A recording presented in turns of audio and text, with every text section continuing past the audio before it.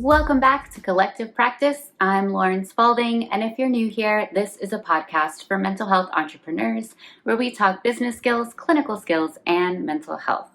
And welcome to today's episode where we're talking about a hot topic for therapists, which is how to increase your fees with your current clients. Now, if you've worked in any type of private practice setting, whether that's a solo practice or a group practice, where you had some say in your fees, you know the anxiety of talking with your current clients about money.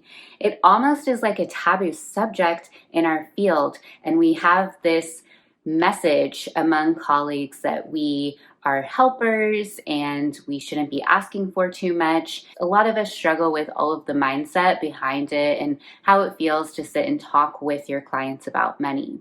But this is actually a really vital part of your practice, especially for its sustainability, is to make sure you don't have too many of those sliding scale or lower rate clients on your calendar, because the more you have at that lower rate, the harder it is to cover bills, the harder it is to build wealth, and the harder it is to add more value to your services and grow your business.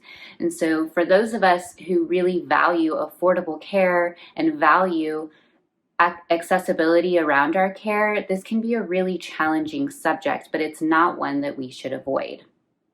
Because when we have appropriate financial boundaries around our practice and when we stick with them, we are able to continue to offer accessible and affordable services.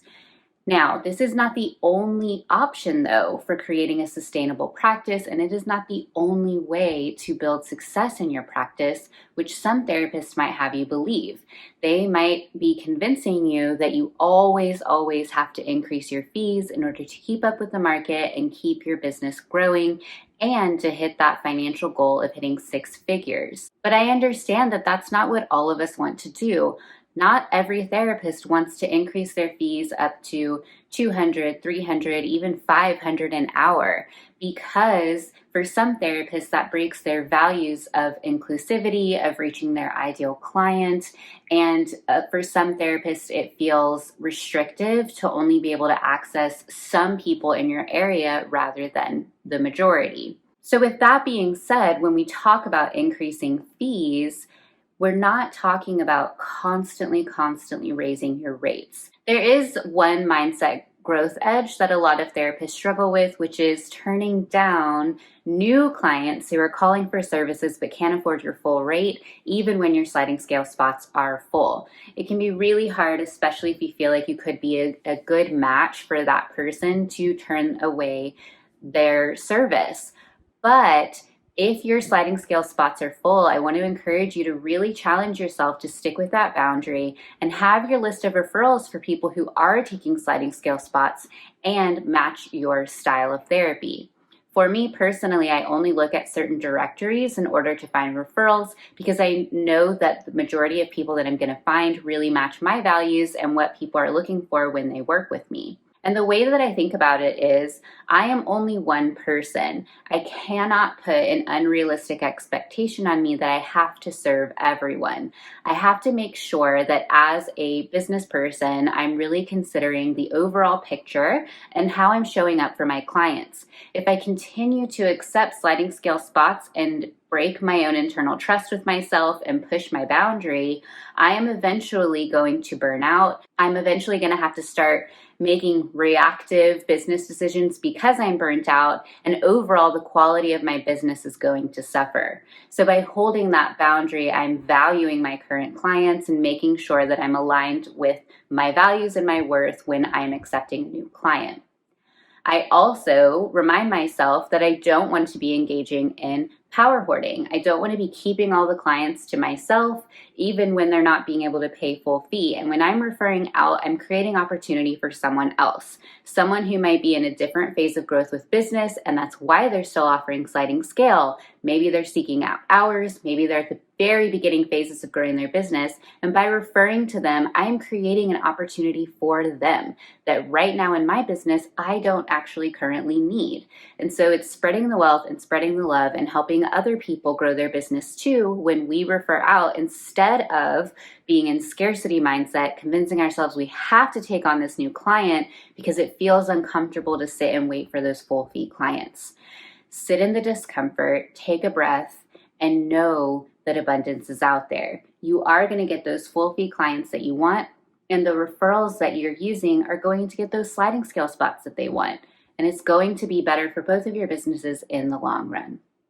Now let's talk about the nitty-gritty of increasing your fees. There are 3 things you want to make sure you do in order to make sure it's a smooth process when you increase your fees. First, you want to make sure you give a 30-day notice to all of your clients who are going to have a fee increase. You want to make sure that this is both verbal and in writing, that there is going to be a fee increase. I tend to talk in session towards the end of a session and let them know that we are doing a fee increase. And I always recommend a $10 bump, and I ask them if that feels comfortable. If I know that this person is having some financial struggle or financial strain, if I know that they're really working hard to budget for therapy, I either don't increase their fees and let them keep their sliding scale spot, or I only increase by $5.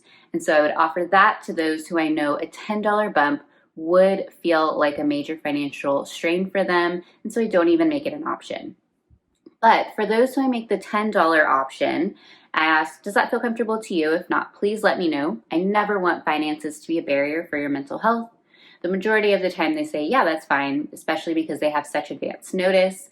But on some occasions, there are people who say, actually, would it be okay if we just increase $5? Or they offer a lower number, and we agree to that. It is still a fee increase, and it's still overall good for my business's health, but I want to make sure that this is a collaborative conversation and that there is some relational empathy here as we're talking about money.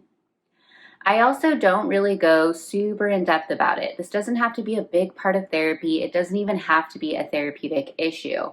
It's logistics, it's administrative, and it doesn't need a ton of time in session. We let it just be completely separate from therapy. If we let that session start to unwind and end early and say, oh yeah, and before we end, I want to touch base on this, and we just have a 5 minutes or less conversation, it goes into our client's left brain, and it's okay to be completely cognitive, and it doesn't have to have any emotion to it, and it gets to be completely separate from your therapeutic relationship. And I always say, if you do have any questions or concerns, feel free to reach out to me in the week and let me know. I'm going to be putting the updated form with this fee increase and when it will start in your patient portal for you to sign. And so that's where the written consent is there. And so I update their fee addendum to show the new fee, the date it will start. And there's always language in the fee addendum to say that this fee is temporary and it can be changed at any time, and that they will always be given 30-day notice of any fee changes. So you want to have that 30-day notice. You want to make sure you have it in writing. That way everything is clear. And then you want to consider increasing by about $5 to $10 for the increase. Anything beyond $10 can feel like a really big jump for people, and it could scare them out of continuing services with you. So you really want to be mindful and thoughtful if you do decide to increase beyond $10 and maybe give more advance notice, maybe make sure you have more conversation around that. But I don't really do big jumps like that. I tend to stick with the $10 increase.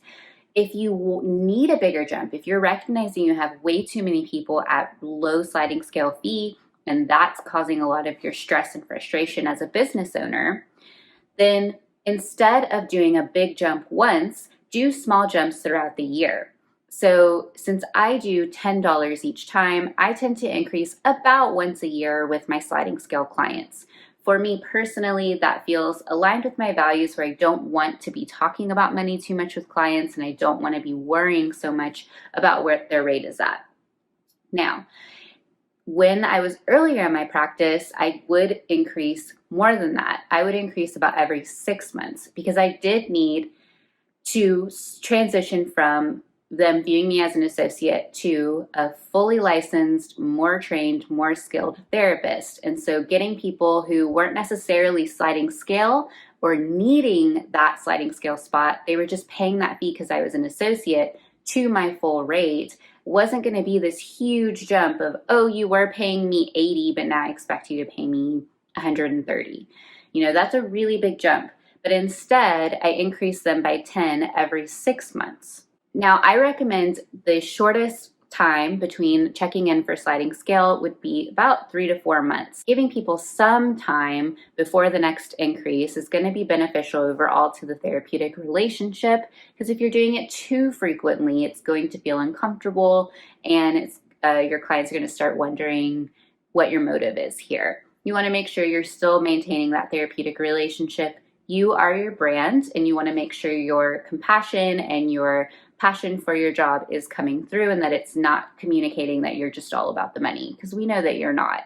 But you do need to pay the bills, and you do need to keep the lights on, and you should be paid your worth as a therapist. And the last quick note I will make is that when you start to create accessible offers like workshops, webinars, courses, workbooks, things that people can purchase who can't afford your one-on-one services, you're going to have a new stream of revenue coming in that is going to allow your one-on-one services to stay at a fee that feels good to you. It's going to allow you to keep sliding scale people there longer if you want to, because you're not only relying on those clients to bring revenue into your business. So if you are someone who does not buy into the business model that you just keep increasing fees and you just keep your rate going higher and higher, you do want to consider other streams of revenue that can be coming into your business in order to take away the pressure of your one-on-one services providing all of the revenue for your business. And that's everything I've got today on fee increases. I encourage you to really sit down and look at your numbers and see if this is an aspect of your business that you should be focusing on or shifting in the upcoming year. Thanks so much for spending time with me today. Be sure to rate, review, and subscribe. It's free, and it's the easiest way to support this podcast and allow it to reach even more people. And share today's episode with a friend, a colleague, or anyone who could benefit from today's information. Make sure you're following me on my other social medias, where I post even more free content for mental health entrepreneurs. And check out the details below on the Collective Practice membership. This is a service I offer to therapists that is very affordable business consultation on how to grow and scale your private practice. Thanks so much for tuning in today, and I'll look forward to seeing you in the next episode. Bye.